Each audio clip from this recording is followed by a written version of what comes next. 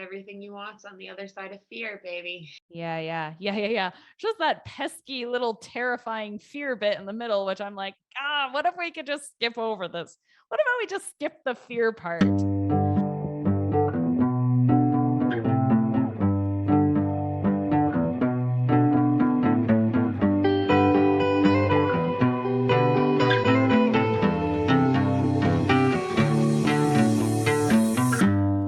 Hello, and welcome back to another episode of Uncovery podcast. My name's Maddie, and I'm in recovery from an eating disorder. And I talk about that on this podcast. I also talk about other types of disordered eating and mental health, and have guests and experts and people with personal experiences to share a little bit about their own stories of where they've come from, and most importantly, where we're all going and what we're all uncovering. So today is a particularly personal episode, although it is with a guest. I'm interviewing a really, really close friend of mine, and we talk about friendship and what it's like to watch someone that you love struggle with an eating disorder when they're not maybe being honest with themselves and they're not being honest with you. And to provide a little bit of context, in early 2017, I had been in about a year and a half of pretty solid, strong recovery, at least in terms of good patterns of behavior, good habits being built, weight restoration. And it was my first real stint at recovery and my first real bit of therapy that I had ever done in that first year and a half. And I kind of launched myself out into the world and was getting geared up to go do my master's that fall, but I was going across to do my yoga training in Bali and do some world travel in the meantime before moving to London and having quite an interesting couple years after that of adventure. But in that Bali experience, which is where I met Catlin, we were yoga teacher besties. That was where things started to sort of slip for me into relapse, and almost unbeknownst to myself, for a while at least, kind of back into that sort of denial phase. And this is a conversation that we never had, the one that you're about to hear, talking about what that experience was for both her and I during it, being so close to somebody every single day. And yet there's this little barrier.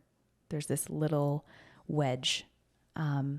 So that's kind of the context of where this conversation sits. And yeah, it's one that we never actually talked about in all of the closeness and all of the heartstrings that we've had attached to each other ever since. We never crossed this threshold. And so when I invited her onto the podcast, I asked her if we could talk about this.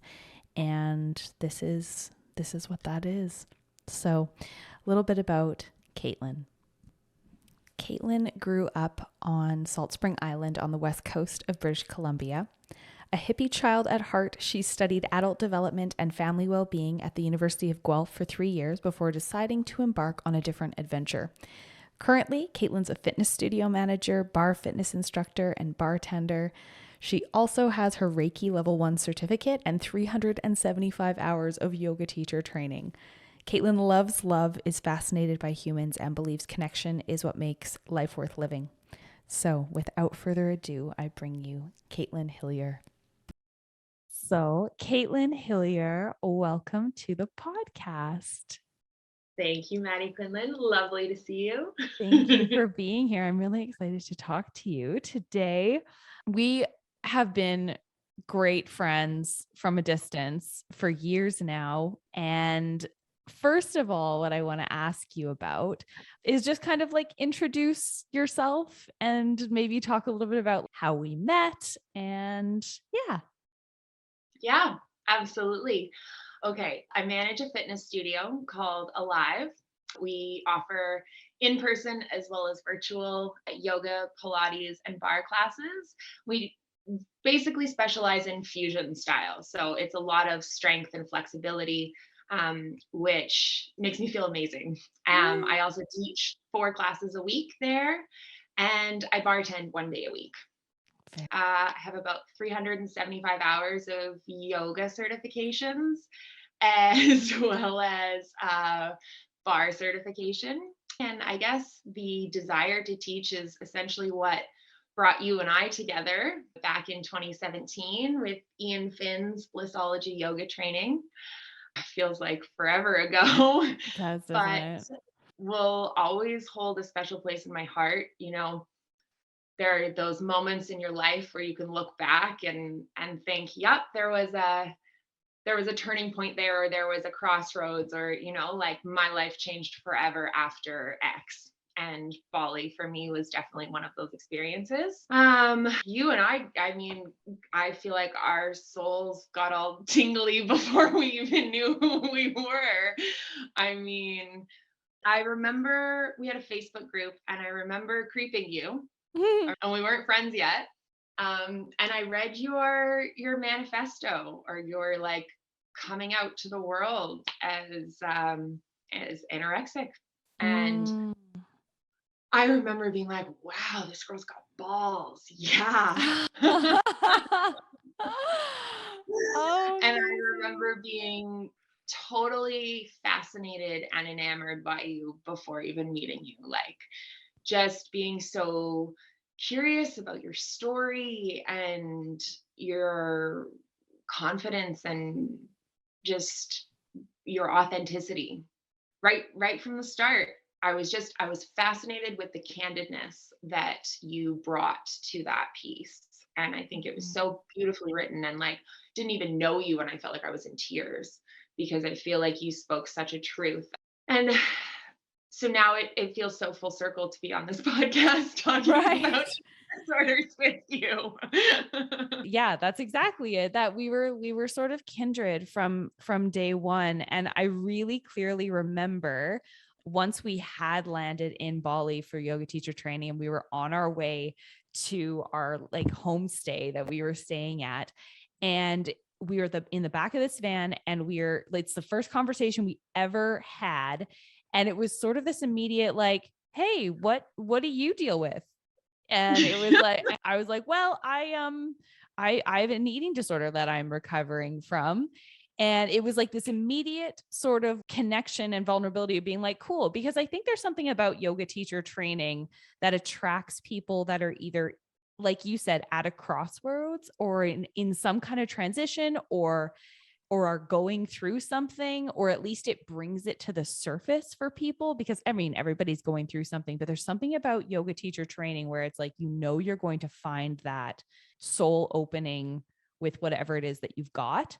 And at that time, like we immediately had this big thing. And I had essentially just kind of flown the nest, as it were, in terms of this was like the first kind of big trip that I had had since being in recovery. This was my first kind of foray out into the wider world. And so you were right there for that first leap.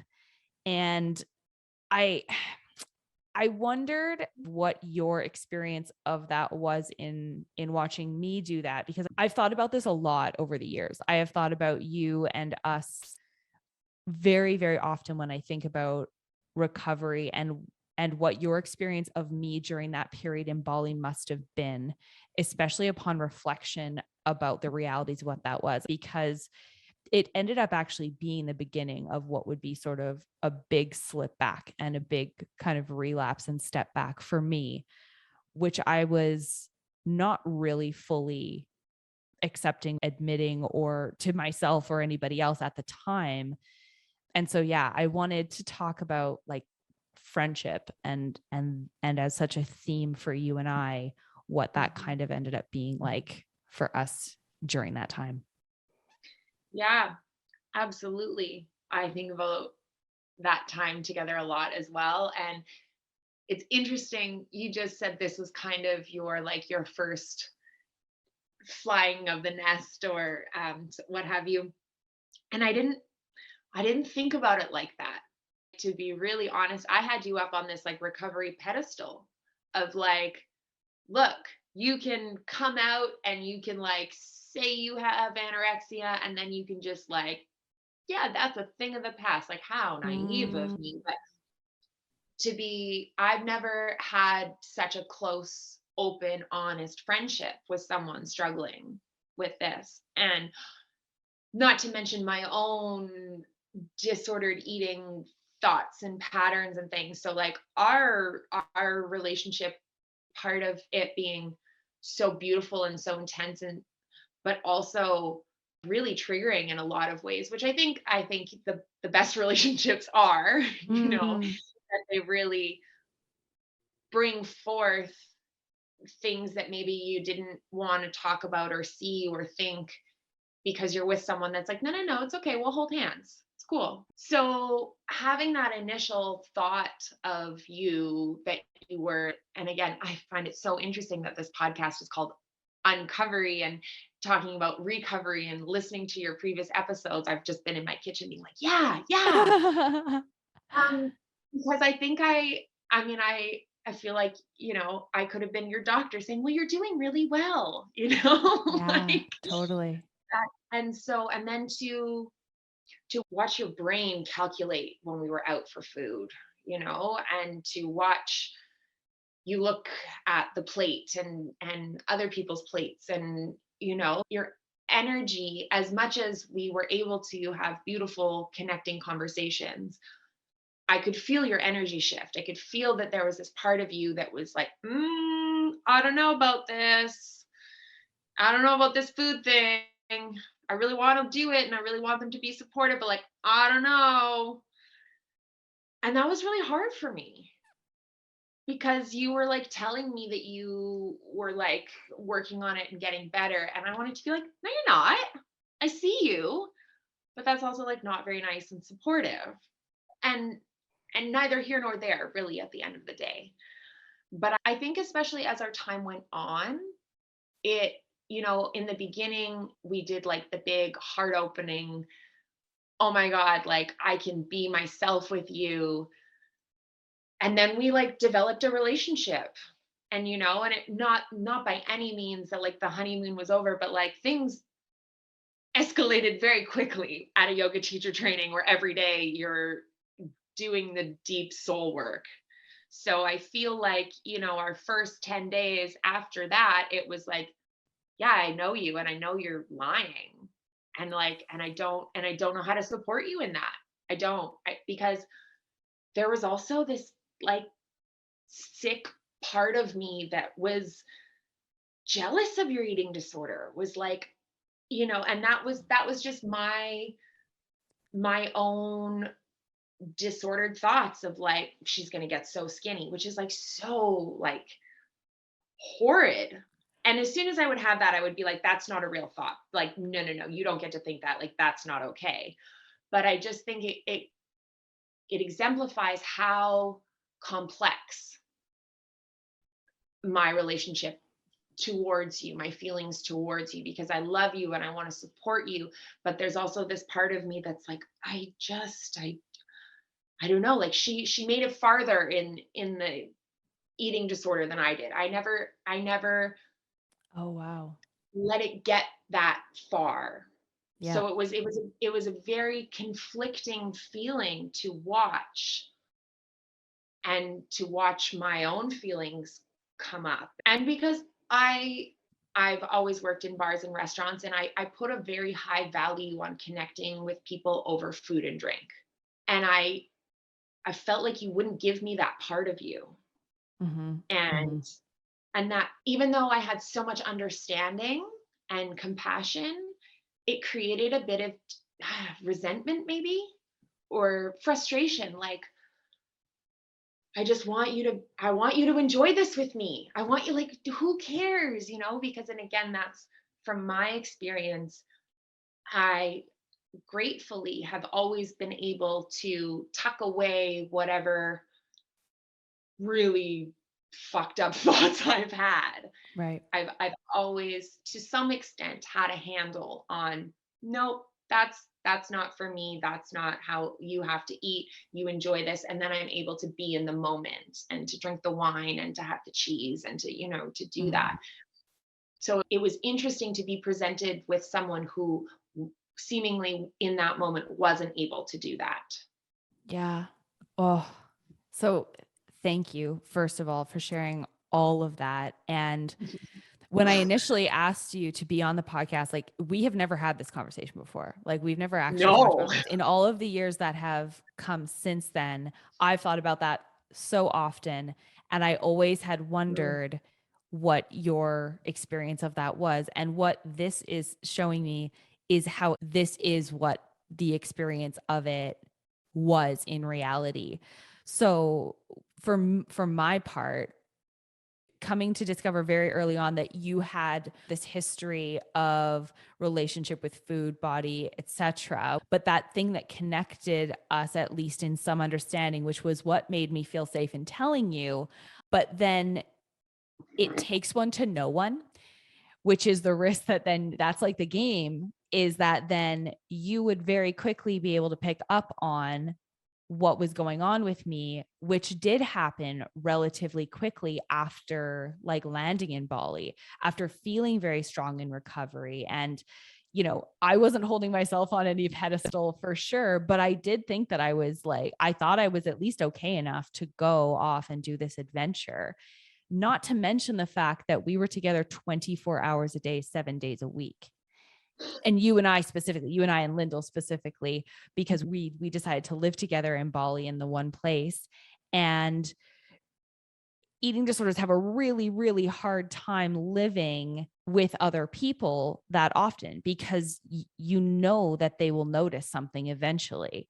And it was this little tiny wedge in a little tiny space that started coming between us at some point. And that energy shift that you're describing, I felt. And at the time, I was so desperate to not have that happen, but I couldn't stop what I was doing. Like I couldn't stop my own disordered stuff. I was still doing stupid shit. I would, and I think about this now and I'm like, of course she noticed. Of course she noticed. You were still looking at the food. You were still like, you were eating, but you were eating what felt safe. And you were still running before going to all day yoga teacher training. Like, what in the world did you think you were doing? And then feeling that little pull and recognizing it, because when I was still very secretive about my eating disorder, knowing that there was an impact with other friends that I had, and what I can come to understand now is that you as a friend are watching this and being like, I can't fix you and I can't make you stop doing this thing. Not to mention, if you're somebody that's had your own history of disordered eating, super triggering, super resentful. And I had people that had that same experience with me in some regard when I was really ill before. And I understood it then.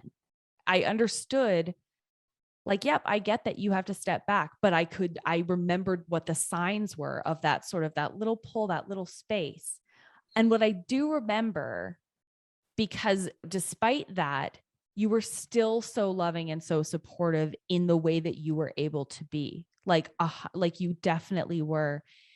And what you did that I will always remember this, because it's something that still to this day means the world to me when anyone else does this, is that you asked me, I think we were out for dinner, and you asked me, what can I do to help? And that is like a game changer that I don't know if anybody realizes the power of that teeny tiny question, or seemingly teeny tiny question. Because it makes no assumptions about what a person needs. It makes no assumptions about where they are. And it opens this invitation for them to tell you actually exactly what they need. And at that time, the answer that I gave you, for context, our meals were provided. Like we got breakfast provided, we got lunch provided, we got like an afternoon snack provided, and then we were like on our own for dinner. And but the afternoon snack for me was always like borderline impossible. And the thing about when I think about the food at yoga teacher training now, I'm like, it was all like so healthy, like whole, like quote unquote healthy, whole food, like vegetarian, mostly vegan. It should be somebody with disordered eatings or super healthy eatings dream.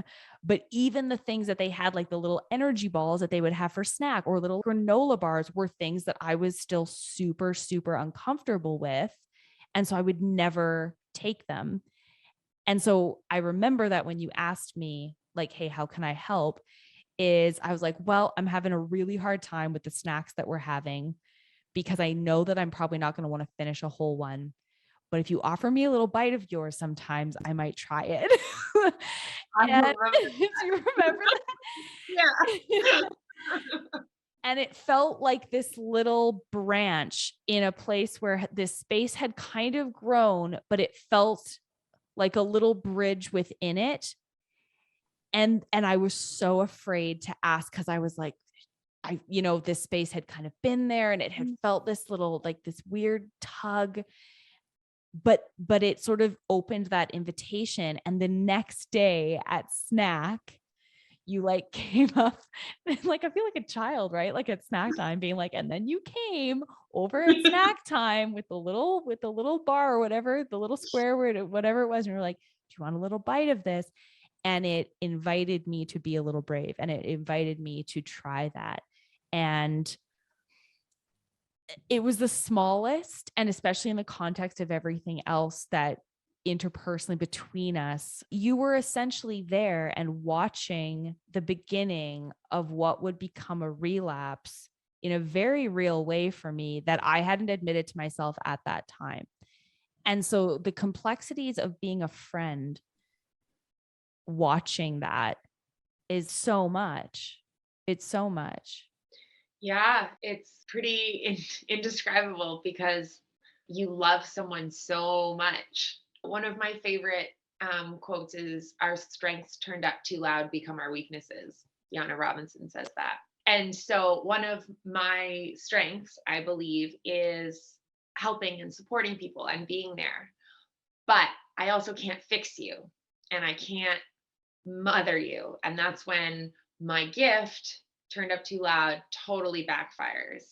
And so watching you still dance around and aside from just shoving food down your throat. Right, right. So I'm so grateful that that small question stuck with you so much and meant so much to you, because I really do think the small things are the big things in the end, And it's like, as much as I want to fix you, I just want to love you. I just want you to feel Mm, love, you know? And I want to trust you, and I want to trust that you're on your own journey and that you'll know what to do when you need to do it. And yeah. and I really do believe, I don't know, in something bigger, or I don't know, but I think that Bali needed to happen for both of us in a lot of ways. Yeah. And I'm so grateful that we're talking about it now. I know. I know. It feels really massive, and you're right. I can imagine this, but I have also gone through it with other friends in other situations too, being Mhm. like, okay, but I can see this person who I know kind of what's going on behind the scenes that doesn't seem to be able to change their behavior. And God, do I just want that so bad for them? But I also know that they have to be able to do this. I also know that they have to be able to do this themselves when they decide. And we can think that to ourselves and we can cognitively do that, but like you said, your strength, like you were mama bear, you're always like, it is your nature, it is your highest good and greatest gift, is your nurturing, wrapping your arms. I just have this, the way that I envision you is your arms just like coming around everything and everyone. That is your soul, and that is like, that is the energy that you are. And you have that. And but for somebody that is trying to not be seen, you're like, oh, I don't want to be engulfed. I don't want to be mothered. I don't want to be held. And it's this inner conflict where it's like, actually all I needed and wanted on some level was probably to be seen, to be held. But this resistance, because what that would mean would be surrender. And what that would mean would be admission that I had been slipping back. And after that much kind of like strong effort in recovery, to admit that that was slipping and that I wasn't that mad about it either, that leaves an icky taste in your mouth to say things like you were saying about the jealousy thing, like those things that you say and you're like, I hate myself for saying this. And now I say them all the time on the podcast. I'm like, this is going to be disgusting. I hate how this sounds, but like, here we are. These are the fucked up things that my brain says. How about you? But to have that happen, then you're wrapping arms and I'm ducking under your arms. You're wrapping your arms, you're chasing me around, trying to hug me, and I'm ducking under your arms. And I'm like, nope, I'm good. And that's the realities of it. But on some level, probably both of our hearts knew the reality of that story from the other person's perspective, obviously. And you being like, is that what that was? And I'm like, yeah, that was the beginning of a very long relapse. And watching that from your vantage point, when what we ended up having in common as well was that history of disordered eating, maybe you could talk a little bit about your own journey with that and how that's manifested and come about for you. Yeah, you were the first person that I felt comfortable to talk to you about it, because it was never anything. I never had a clinically diagnosed eating disorder by any means. But as a young woman in society, yeah, I got all kinds of fucked up body image thoughts. I've always been a quote unquote big girl. I was the biggest baby in the nursery. I was the tallest kid in grade 3, and like big, when the word big when you're little is not really a huge deal. But at some point, your psycho girl brain starts to go, yeah, I'm a big girl. I'm a big girl. I'm a big girl, and picks that apart. And I know that no one ever meant anything by it, because I've always been tall. I look like I was 21 since the time I was 12. Getting into bars immediately. Yeah. I was thinking about this specifically for this, and I've never shared this with anyone, I don't think. My very earliest memory of like being conscious of my body and wanting it to look different. I was less than 10. Mm-hmm. I would think around 8 or so. And I had a friend over, and I remember running laps in my bedroom and doing sit-ups, like you do when you're 8, like you do them, for like 30 seconds. And then I remember we would get up and then we would compare our stomachs to see if our belly rolls had gone away, which is like insane, because you're a child, and B, running around for all of 30 seconds, like it may as well have been a game. And that in that sense, and it was. But looking back, like, that's fucked up. You were you know 8.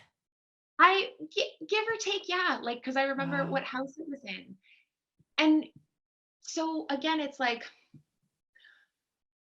to say these things out loud sound very intense, and they make me feel very vulnerable. But I think it's important to speak on it, because it's real life.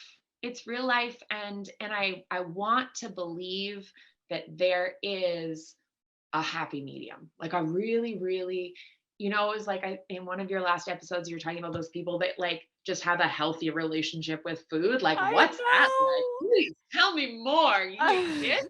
I do, like, just like sit there and you look at people and you're like, and so you just so you just eat when you're hungry then? And they're like, yeah. And I'm like, and then you stop eating and you don't And want to then eat life just anymore. goes on. And then you just think about other stuff. And they're like, yes, Maddie, I just think about other stuff. I'm like, and so how do you do that? Like, Yeah. And I will say, like, part of I think why I feel so comfortable to come on and talk about this is because for me it now feels like a story. Um, but I remember in high school doing the restrictive things that like just slid under the radar, like having breakfast, but like having the least amount of cereal possible. So I was still eating something and I like wasn't super thin. And I think that that for me has always been why this has kind of just been like my own thing, is because I never outwardly looked unhealthy. And it mm, was it was more thought patterns that would affect my mental health rather than my physical health. And if anything, it's more been like binge eating, eating for comfort 100%. I still do to this day. If I have a night alone and don't really know what to do, I'm getting some ice cream and I'm making some food, and I love cooking, and that's just something at this point that I'm just like happy to accept, that I sometimes eat for comfort, and yep, that's the way it goes. and I think, and now like I think our understanding, hopefully society is all kind of getting on board.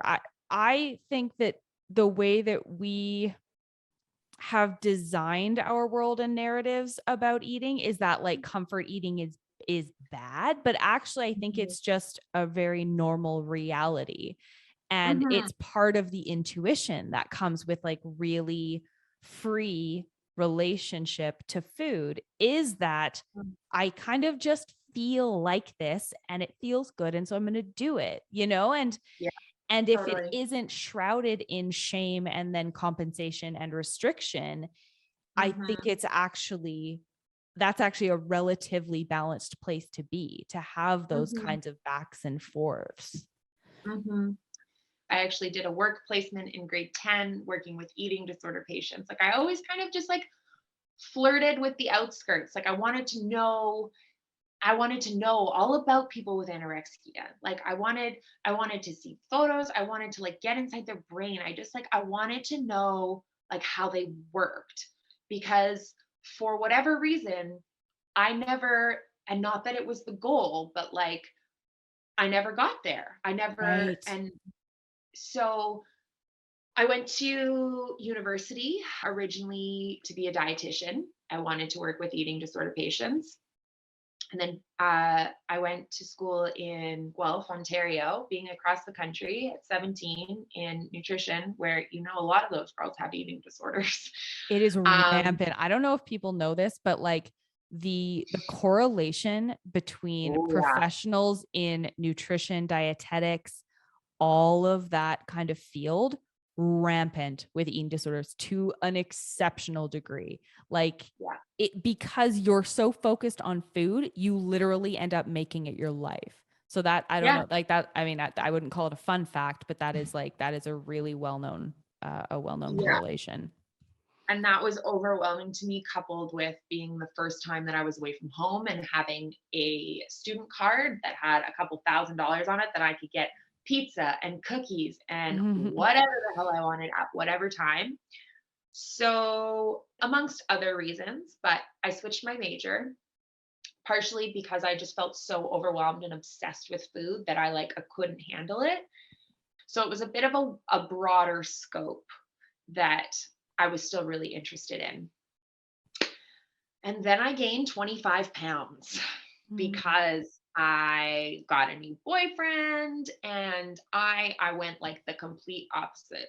And that was its own struggle of, I mean, weight is not necessarily always a good indicator, but I didn't fit any of my clothes. I had to buy new clothes, and I wasn't really happy. It wasn't Right. like I had this great relationship with food where everything was just like okay and I'm still like feeling good and moving my body, it was just like I'm going to treat my body like a garbage can because I can eat whatever I want. Yeah.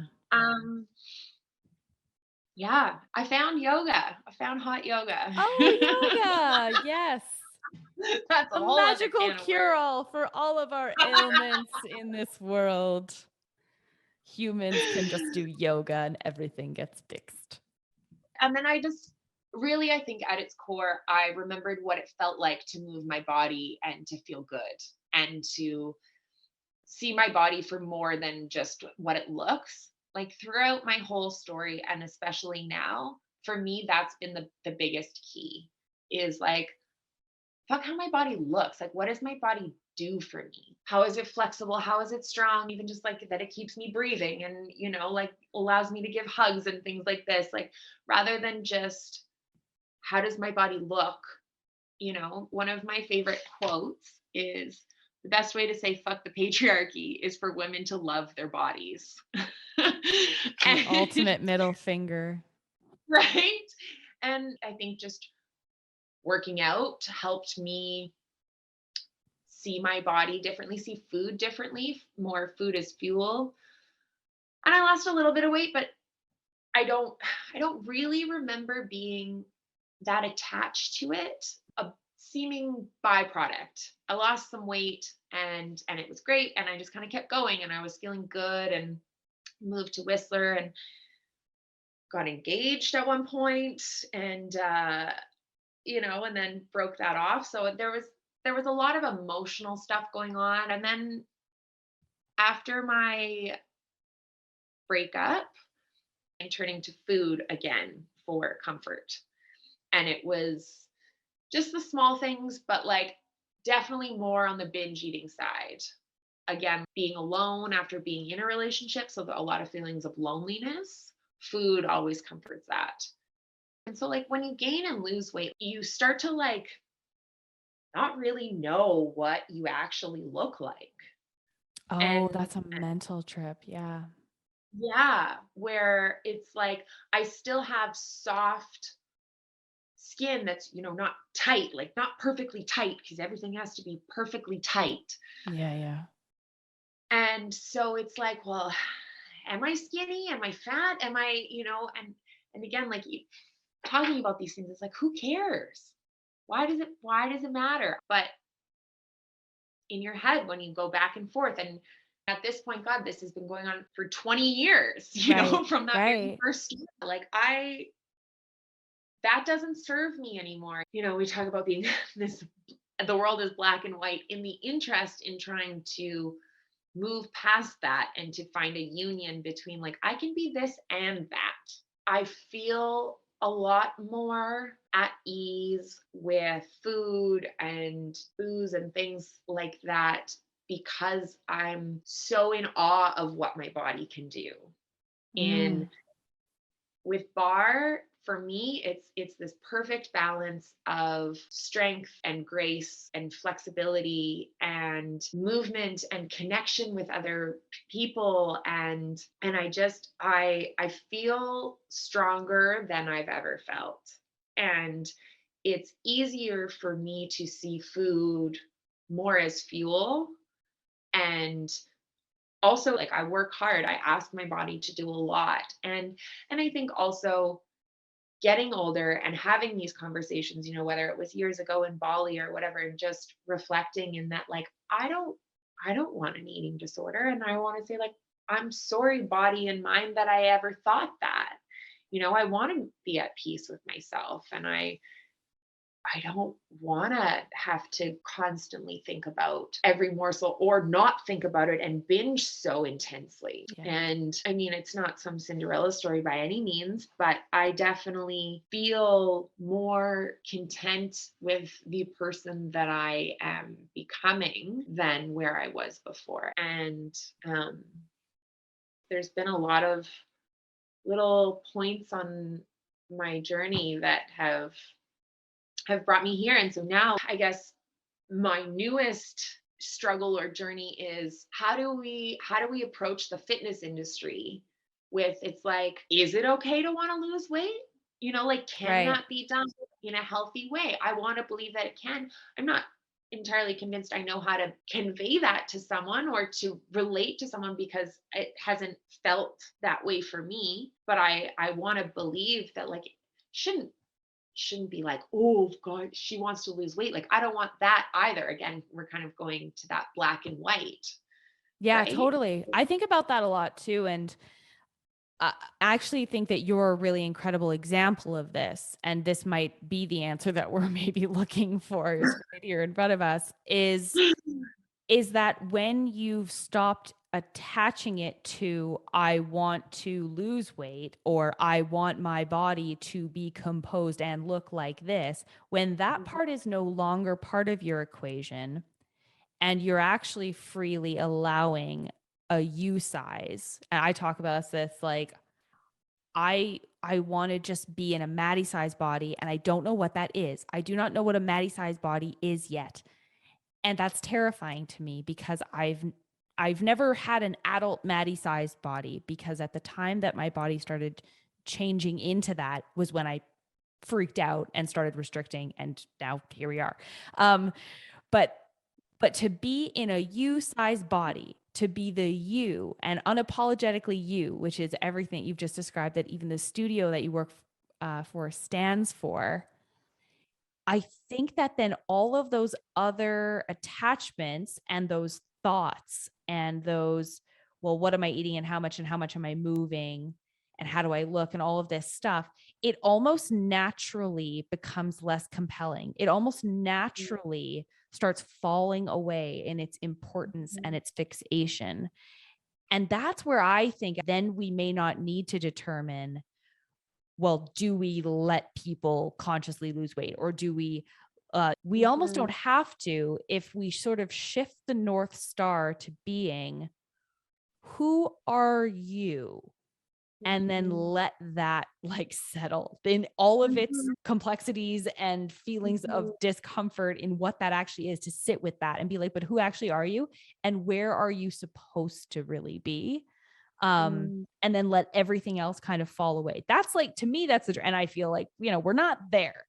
And so Yeah. many people will never get there. But I believe that it's possible. And I believe that you are like a really incredible example of traversing this entire journey, really unguided by anybody but yourself, not to mention, right? Like, Mhm, I have had, many a tried helping hand and therapist intervention to try and like to guide me along, mhm, but for you to sort of learn your way through this unguided and reach this same kind of conclusion that I'm just coming to now, which is I don't want an eating disorder.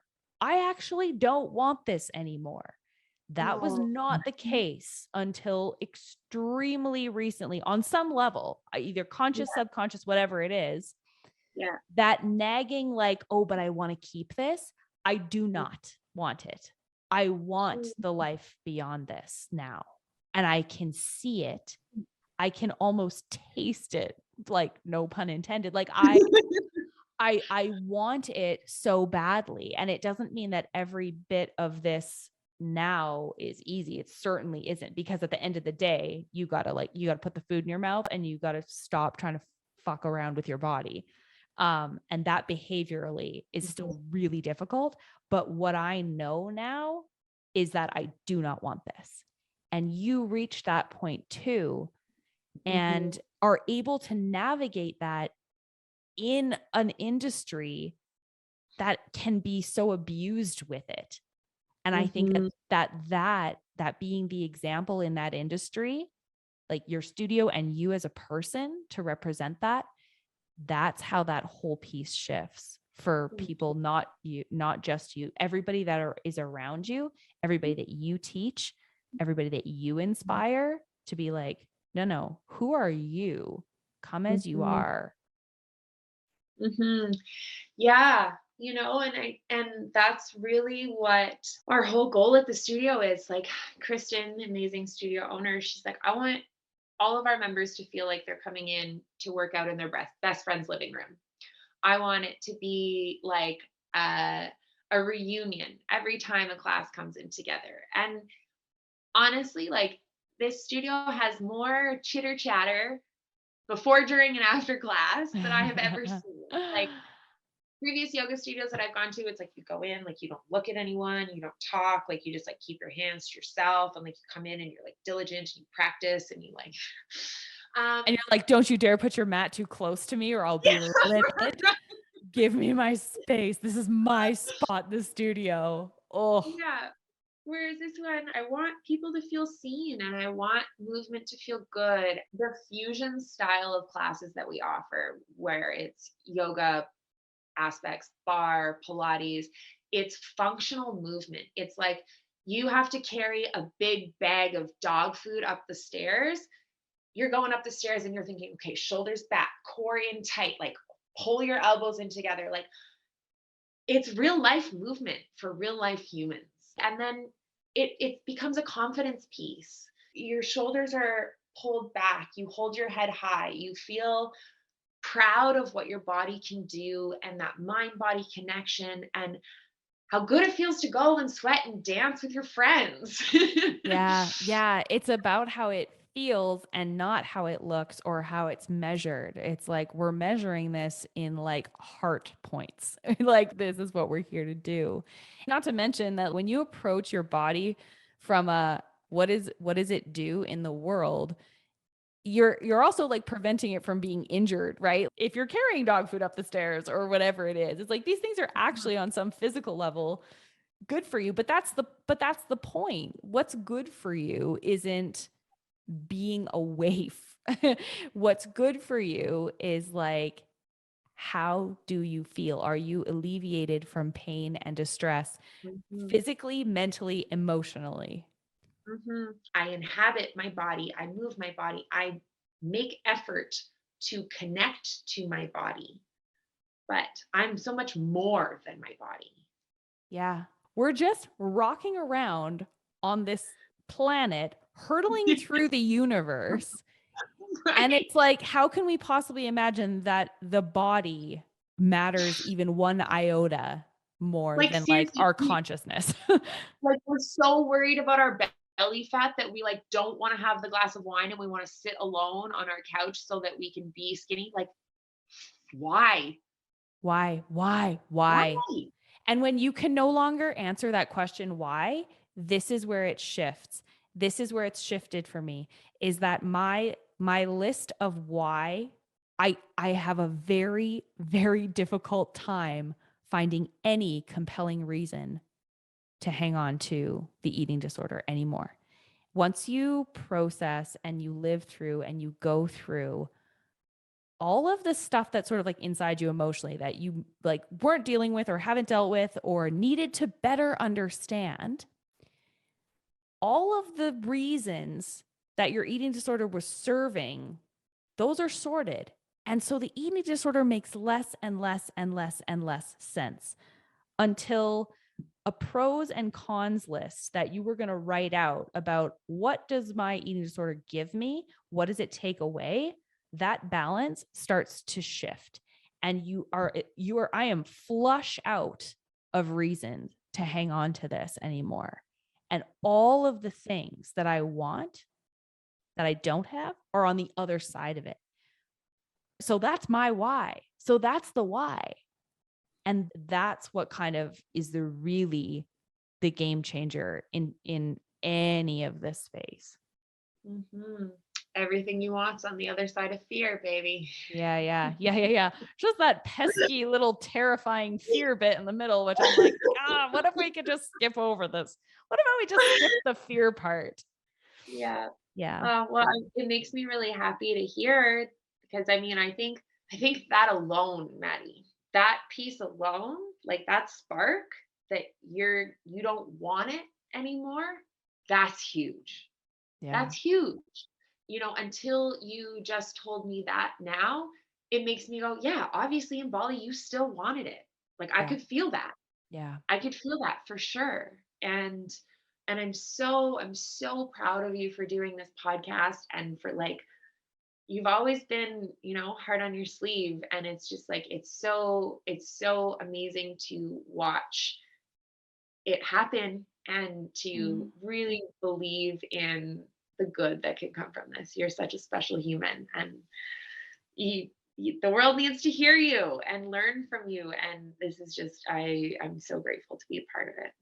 And I'm so grateful that we actually finally had this conversation in real time and recorded it, because that friendship piece is sticky. And it's a question that I get a lot from people, which is like, what do I do? I can't, like, how do I watch somebody go through this? And so I think that this will be the beginning of some conversations around, like, yes, it is really difficult to watch someone do this. And here's some things that can help.